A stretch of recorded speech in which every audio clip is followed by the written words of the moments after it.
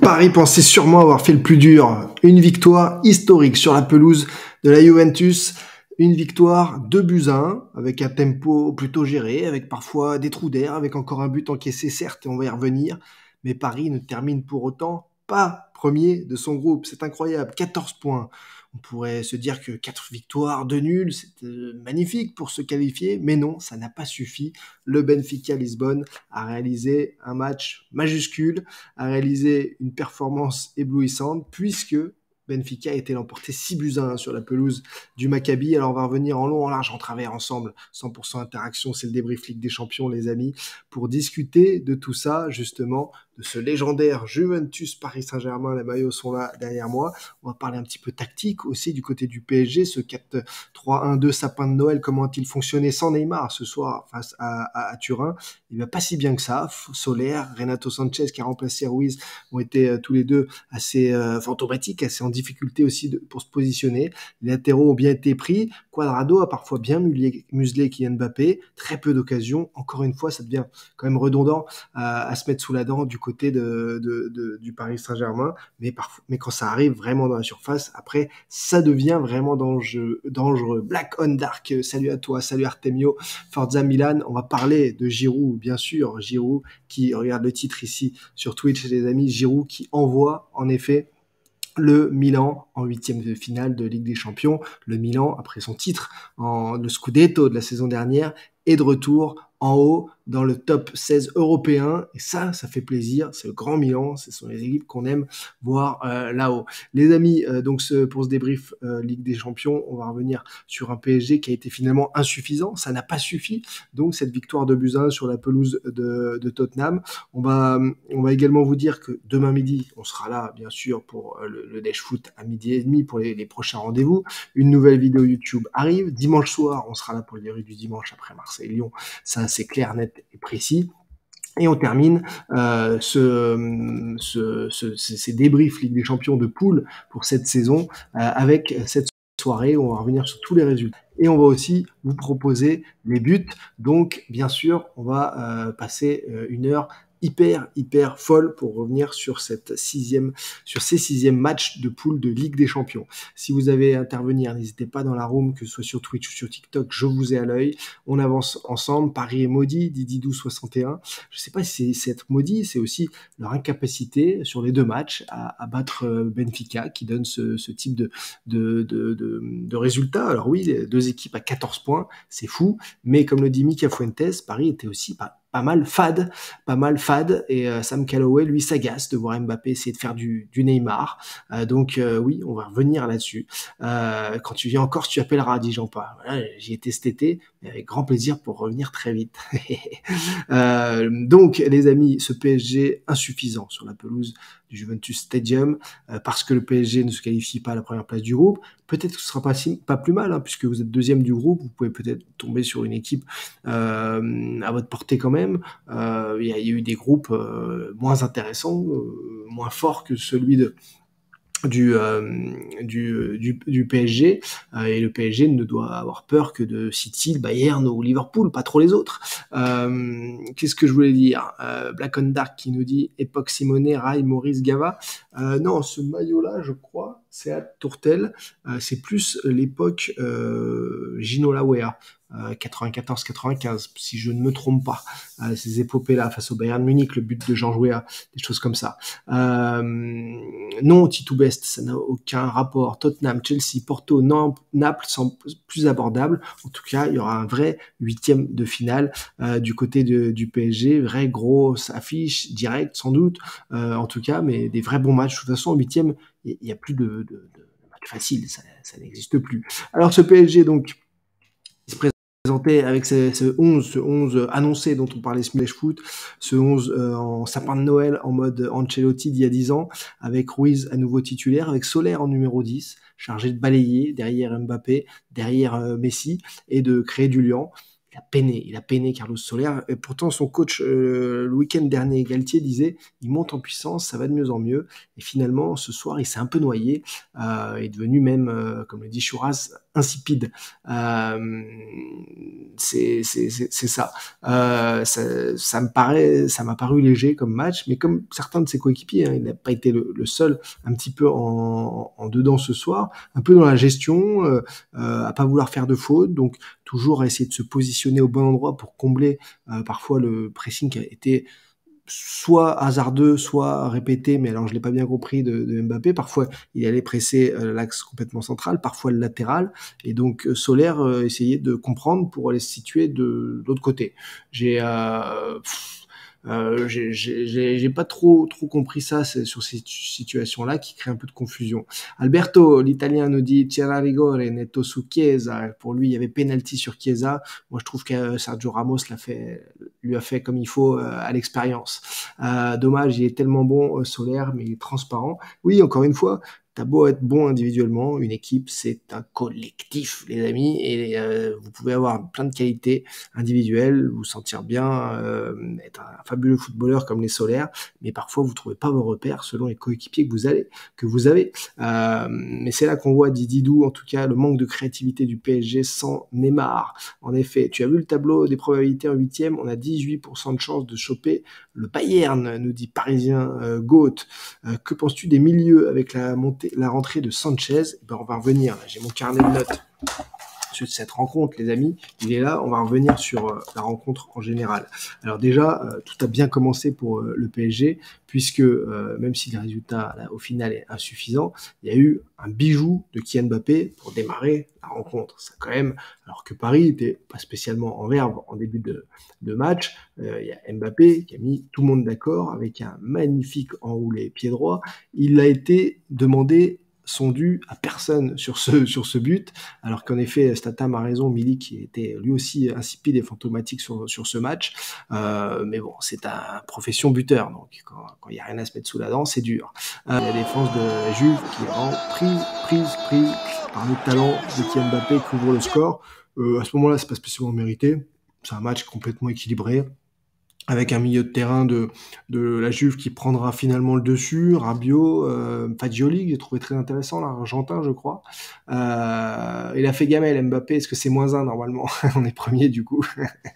Peut-être Mika Fuentes, peut-être qu'il a raison. Peu importe le match, ce sera une grosse affiche, dit Ronny Joe. Naples, c'est pas mal comme affiche aussi, dit Sam Calloway. Donc Kylian Mbappé qui a régalé avec ce but, mais en dehors de ça, on n'a pas vu énormément de constance collective offensivement. Alors Mbappé se retrouve passeur décisif, vous allez le voir tout à l'heure sur Nuno Mendes, mais on n'a pas vu. J'avais vu un très bon, et je le disais ce midi, un très bon PSG sans Neymar, avec un lien extrêmement fort du lien et du jeu, et j'avais un intérêt de revoir Messi, Mbappé accompagné de Soler, et en fait ce soir ça a été terne, on n'a pas vu vraiment de très belles choses.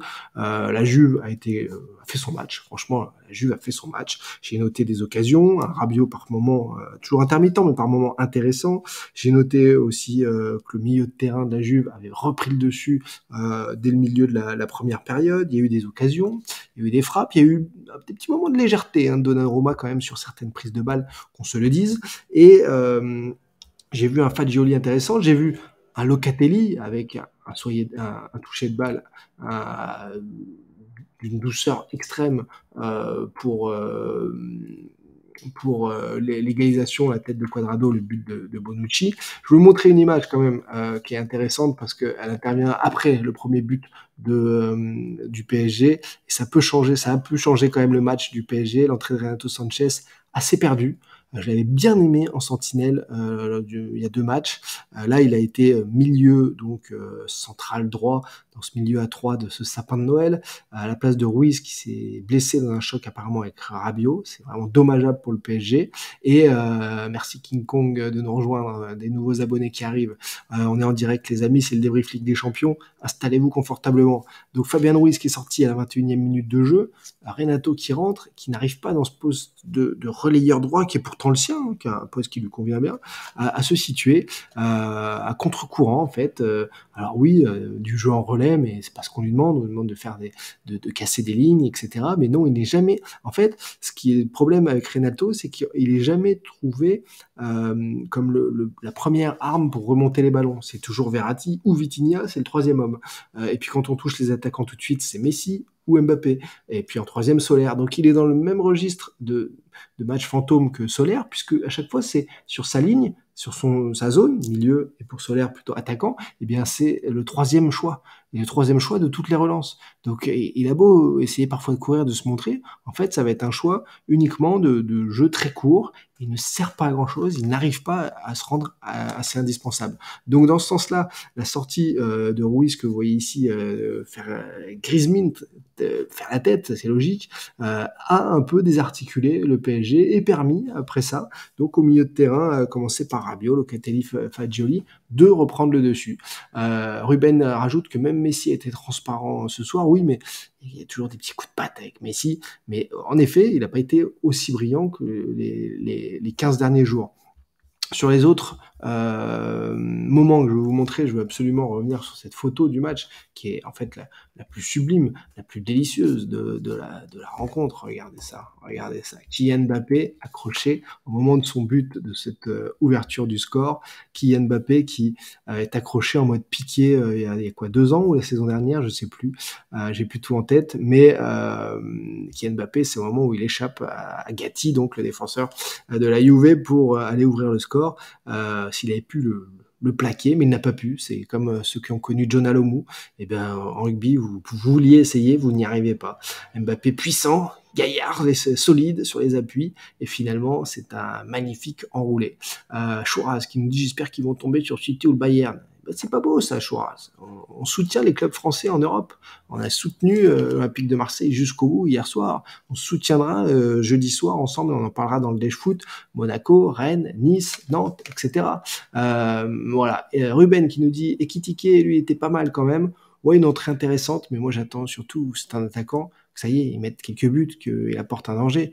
Je veux dire, des remplaçants au PSG, même Choupo-Moting était un danger, on le voit au Bayern, c'est un joueur intéressant.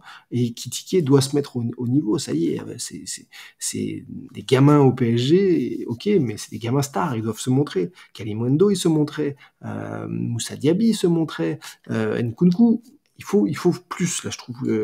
C'est un registre en dessous pour l'instant et qui tiquait et j'en attends autre chose et j'en attends complètement autre chose. En tout cas, c'est l'image de la soirée, ce plaquage de Gatti qui n'a servi à rien. La sortie donc rapidement sur blessure de Ruiz qui est hyper dommageable.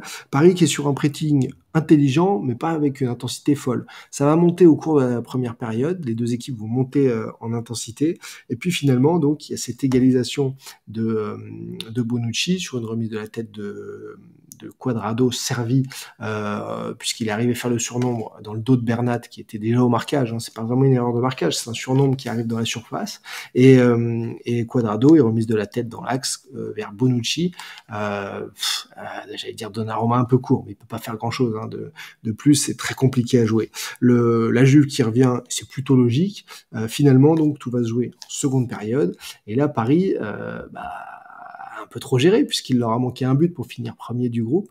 Donc Paris l'a emporté, c'est historique certes, c'est dû à la rentrée en cours de match d'un homme, c'est Nuno Mendes qui remet de blessure, qui s'est un peu fait piquer sa place de titulaire par Bernat, si on considère là que c'était Bernat qui jouait ce soir, mais Mendes il a montré en 30 secondes, puisqu'au bout de 30 secondes il a égalisé, et on va vous montrer l'image d'ailleurs sur une passe de Kylian Mbappé en profondeur, que c'était un formidable piston ailier et que Paris en fait peut tout à fait être intéressant dans à nouveau ce 3-4-3 ou ce 3-4-1-2 avec Mendes en piston. Moi, je le redis, j'ai un doute de voir le PSG en sapin de Noël, là, en 4-3-2-1, avec Hakimi et Mendes sur les côtés. Car pour moi, ces gars-là, ils sont très, très, très, très, très, très offensifs. Voilà, donc c'est déjà que le PSG est particulièrement déséquilibré. Alors j'imagine mal comment comment rééquilibrer ce PSG à 4 derrière avec ces deux-là. Leipzig a gagné face au Shakhtar pour terminer deuxième du groupe. Le Milan a battu Salzbourg et on va y revenir tout de suite avec un résumé grâce à un doublé de Giroud. On va revenir également sur la victoire de City face à Séville de Sampaoli et donc les classements de ces matchs, de ces poules-là, de ces groupes de Ligue des Champions. J'aime bien ton t-shirt d'Alain Turing, il vient d'où? C'est un t-shirt Cop Sport. Cop Sport avec l'ancien maillot du PSG qui est Mbappé, c'est Cop Sport qui me l'a offert pour porter. C'est l'actualité comme d'habitude. Salut dit User61, première victoire de Pélissier. Oui, ben fallait venir dimanche dans le débrief du dimanche pour en parler. Là, c'est l'actu Ligue des Champions. Pélissier ne coach pas encore en Ligue des Champions, mais on lui souhaite. On lui souhaite bien sûr le meilleur. Groupe H, donc avec 14 points, incroyable scénario. Le Benfica qui coiffe le PSG au poteau. Groupe G, City donc avec 14 points, qui pour le coup, City avec 14 points finit leader de son groupe, devant Dortmund qualifié, Séville en Europa League, et Séville aime l'Europa League. Groupe F, Madrid devant Leipzig. Le PSG peut tomber donc sur du très solide en huitième de finale de Ligue des Champions, vous le voyez ici. Chelsea donc termine devant Milan. Ça peut être aussi bien Chelsea contre le Paris Saint-Germain avec 13 points, donc Chelsea termine premier de son groupe. Tottenham contre Francfort, là aussi ça peut être un peu plus abordable peut-être pour le PSG de tomber contre Tottenham. Et pour les autres groupes, donc on en parlait déjà ce midi dans le Dash Foot suite au match d'hier, le Bayern et l'Inter, Porto et le Club Bruges, Naples et Liverpool. On va voir ce que ça donne en tout cas pour ce tirage au sort. Mais ça va être particulier pour le PSG qui, de toute façon, encore une fois, ça sert à rien de s'inquiéter pour le PSG maintenant, puisque on va vraiment assister à une autre saison qui va démarrer le 28 décembre en France avec la reprise de la Ligue 1. Il y aura eu 1 mois et demi de préparation. Du 13 novembre au 28 décembre, il y a une pause avec des matchs amicaux, avec donc plein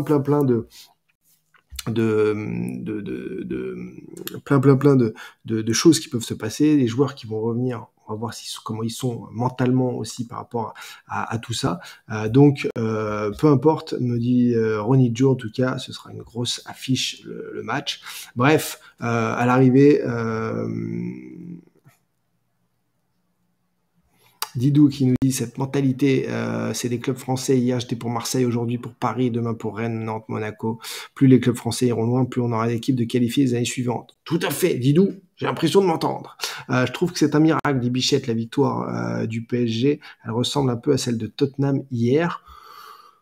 Le PSG n'a pas été acculé comme l'a été Tottenham en première période. Le PSG a toujours pu se montrer dangereux, mais je pense pas que ce soit le premier match que tu vois du PSG cette saison, mais il y a un vrai truc, c'est que le PSG, en effet, cette saison, et je remonte l'image de la soirée, a un problème pour se créer vraiment des occasions, maintenir une pression constante. Il y a un truc qui est intéressant, et on pourra même boucler le débrief là-dessus avec les top flops et les MVP, puis montrer les images de Milan et du doublé de Giroud. Il y a un truc quand même, c'est que Paris, parfois, ils se mettent dans un tempo ronronnant. Alors, oui, certes, en confisquant le ballon, pour mieux essayer de percer la défense adverse. Donc, il y a eu parfois 1 minute, 2 minutes de conservation de balle, même presque dans le camp adverse. Mais en fait, on se dit qu'ils peuvent conserver même un quart d'heure ce ballon à hauteur des 40 mètres adverses et que ça n'amènera rien. Ça ne crée pas un dédoublement, un décalage, une profondeur, un appel pour les autres. C'est uniquement de la passe à 10, c'est-à-dire passe et va, et je me libère, et je trouve une solution pour offrir une solution à mon coéquipier, mais pas une solution pour attaquer, une solution pour conserver le ballon. La conservation de balle stérile un peu par excellence, et c'est ça qu'il va falloir modifier. Kylian Dacosta, cher ami, comédien marseillais dans les parages, ça fait plaisir. Donc la photo, l'image de la soirée, c'est bien celle-là. C'est Gatti qui plaque et qui tente de plaquer en vain Kylian Mbappé, qui marque un début de la soirée. Les top flops, donc je l'ai dit, flop. Pourtant je l'aime beaucoup. Je dirais que Donnarumma était un peu fébrile ce soir. Renato Sanchez et Soler n'ont pas été au niveau. Ça a été à chaque fois cinquième roue du carrosse dans les façons du PSG d'amener les ballons vers l'avant, de faire circuler. Ils ont été trouvés en dernier et donc ils n'ont pas servi à grand chose. On s'ennuie quand le PSG joue comme ce soir des Mika Fuentes. Oui, c'est exactement ça, c'est le mot. Donc c'est les principaux flops pour moi de cette rencontre. En face, d'ailleurs dans mes tops, je trouve intéressant Cuadrado, passeur décisif. J'ai trouvé intéressant le petit Fagioli, le toucher de balle de Locatelli, on connaît. Rabiot aussi par intermittence comme d'hab. Il montre qu'il est quand même un joueur de grande valeur. Flop, côté Juve, Milik, qui n'a pas existé sur cette rencontre. Miretti aussi, vraiment, vraiment, vraiment léger là pour un match de ce standing, ce duo devant. Mais bon, il y avait un choix de pas mettre Moise Kean. Il y avait Chiesa. Alors ça, c'est mon top, mon méga top de cette soirée. Oui, c'est un t-shirt Tortue Ninja en effet, Kylian. Mon méga top de cette soirée, il est simple en fait, c'est peut-être même plus que le plaquage, c'est le retour de Chiesa. Le retour de Chiesa ce soir, dont Kylian Mbappé est tombé dans les bras à la fin de la rencontre. C'est fabuleux parce que bon, il a mis un peu plus de temps qu'avec nos protocoles dont on parle dans le brancard pour revenir des croisés, mais c'est pas grave. Chiesa, il est revenu des croisés.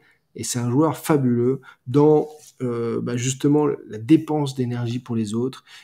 Il fait des appels, il bataille, il met des buts, il s'arrache, il est là pour le collectif. Un attaquant comme ça me rappelle le mental, l'âme d'un Cavani, ça me rappelle ces grands joueurs comme ça qui se mettent le public dans la poche. Et Chiesa, il a en plus ce côté, ouais, comme dit Mika Fuentes, il joue avec son âme, c'est ça, il a ce surplus de, c'est un joueur, mais plus par ça, par ce qu'il envoie, comme bonnes ondes, et donc ce retour là après 7-8 mois d'absence de Chiesa, c'est important, mais aujourd'hui, il faut le rappeler, hein, ceux qui nous suivent, etc., il y a des protocoles très très efficaces qui ont des années et des années pour revenir plus vite des croisés, cicatriser avant, etc. Et c'est hallucinant, ça n'a pas encore tout à fait, alors certains le font, comme Memphis Depay, comme d'autres, mais il y a encore plein de grands joueurs qui perdent 2-3 mois quand même sur une saison, c'est énorme. Et même des présidences, au niveau de l'argent, c'est beaucoup. Alors, sauf qu'une fois, j'en parlais à un président, alors pas de D1, mais qui me disait, ouais, bon, c'est pas grave, de toute façon, c'est la Sécu en gros qui paye, enfin, ou les assurances, je sais quoi, mais bon, on va pas prendre de risque à essayer de faire revenir plutôt quelqu'un sur un protocole qu'ils ne connaissent pas, mais ne veulent pas connaître, et si, en effet, on sait qu'il doit revenir en 7-8 mois. Des phrases comme ça, j'en ai entendu, bref. Je ne vais pas rentrer dans ce débat-là tout seul, mais c'est hallucinant. En tout cas, Chiesa qui est de retour sur les terrains, ça fait très, très, très, très plaisir. Sonaka qui nous dit le PSG jouer tranquille, c'est que les poules, le meilleur est à venir. On verra selon le tirage des huitièmes, mais de toute façon, une nouvelle saison démarre au 28 décembre, la reprise de la Ligue 1 à ce moment-là. C'est une nouvelle saison. Voilà, donc il faudra voir ça. Le plus gros flop d'Ididou, c'est Donnarumma et Sanchez, c'est vraiment en dessous ce soir. Ouais, j'ai vu un Solaire aussi énigmatique là ce soir et fantomatique, hein, pas assez utile. Mais sur un PSG aussi qui ne domine pas son sujet particulièrement, qui joue par à coup, forcément des mecs comme ça qui ont besoin d'exister sur un PSG défensif, ils existent moyennement. Et c'est clair que ça fait pas un bilan exceptionnel. Merci à tous ceux qui ont partagé le live sur TikTok, qui ont tapoté, envoyé des petits likes. Ça fait très plaisir. Et j'ai posté une nouvelle vidéo avec les moments phares, les images phares de la soirée. N'hésitez pas à aller checker aussi sur TikTok, les amis. Grand bravo à lui. Il a montré que et en club et en équipe de France, c'était toujours du grand Olive. Alors on va montrer les buts parce que Giroud il a signé un doublé. Le Milan est deuxième du groupe, ça va forcément faire aussi un gros huitième de finale et on verra ça donc après la Coupe du Monde. Bien sûr, on aura largement le temps de se refaire des lives ensemble et de discuter de tout ça. Et si on veut retenir un truc, c'est que malgré la victoire du Paris Saint-Germain 2-1, historique, première fois que le club français gagne à Turin, au Juventus Stadium, Paris termine deuxième du groupe, tout un symbole quand même aussi d'un changement d'air. Paris qui bat 2 fois la Juve qui ne se qualifie pas pour les huitièmes. Paris dans le chapeau 2, c'est chaud, dit Makidis. c'est clair, c'est clair, c'est clair. Ça va être fou et on va vivre une autre saison à partir du 28 décembre qui va être assez dingue. Merci les amis d'avoir été là ce soir pour ce débrief Ligue des Champions. Comme hier soir, au rendez-vous, les fidèles, ceux qui ont eu les notifications, ceux qui ne les ont pas eues. En tout cas, on est ensemble, ça fait très plaisir et on se retrouve donc prochain rendez-vous, vous le savez, le Dash Foot ce jeudi 12h30, vendredi le Dash Foot 12h30 et puis le débrief du dimanche, le dimanche soir bien sûr. On continue, on est ensemble. Tu en penses quoi de Benfica, Nelson? On a déjà parlé tout à l'heure, Benfica c'est fabuleux, il fallait qu'ils mettent des buts et ils l'ont fait avec avec euh, avec classe et ils méritent tout autant que le PSG cette première place du classement parce que ils ont tenu la dragée haute au PSG sur les 2 matchs, ils n'ont jamais perdu contre eux et quand il y avait ce défi d'aller mettre plus de 4 buts d'écart au Maccabi, ils ont été relever ce défi alors que Paris, on sent qu'il y avait moins de panache sur le match de ce soir à la Juve. C'est bien, c'était dur de gagner à Turin, mais il n'y a pas eu le supplément ils se sont jamais dit, il faudra peut-être en mettre 3 pour être premier du groupe. Ils se le sont jamais dit. Denis Cousian, ça arrive, tranquille, pas besoin de revenir là-dessus. On a expliqué à maintes reprises le processus actuel. Voilà les amis. Bon, c'était un régal d'être avec vous en direct pour débriefer ça, pour débriefer ces 6e matchs de poule de Ligue des Champions. On a fini pour les poules pour cette saison. C'était un régal de passer ces moments-là, Ligue des Champions, ensemble. On reprend la Ligue 1 et le résumé des championnats dans le débrief du dimanche soir. Ça fait plaisir aussi. Et puis, les midis, comme d'hab, pour la totale interaction, 100% interaction. Bravo à Benfica, bravo quand même au PSG pour ce succès historique. Et nous, on se retrouve jeudi midi en direct, 12h30, comme d'habitude, pour prendre le déjeuner ensemble et se régaler. Merci d'avoir été nombreux ce soir encore. Merci à ceux qui matent le replay. Petit jingle concocté par Eric. Et à demain.